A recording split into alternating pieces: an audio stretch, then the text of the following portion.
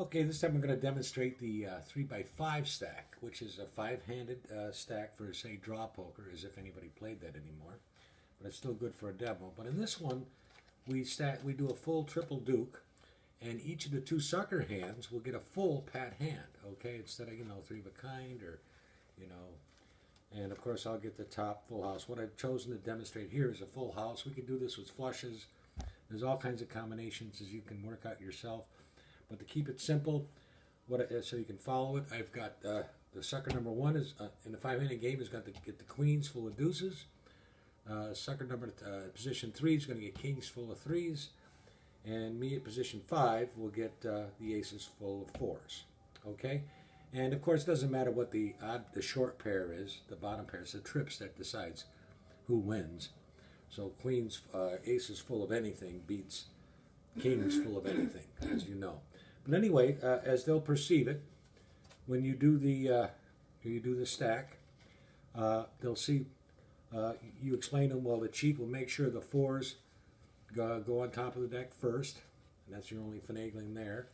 Then your threes go on top of the fours, and your twos go on top of your threes. And then the cheat will make sure the queens go on top of the kings, and the kings and queens, of course, will go on top of the aces. And ladies and gentlemen, we're going to do this in just one shuffle. Stack 3 pat hands, and we'll lose them in the pack. And they see that happen in one legitimate shuffle. Now I'm going to do a zero here just to make sure we don't lose it. But you don't need to. Just a little hint for you there. But we're using more cards than I usually do. So again, fairly off the top, 5 hands dealt fairly.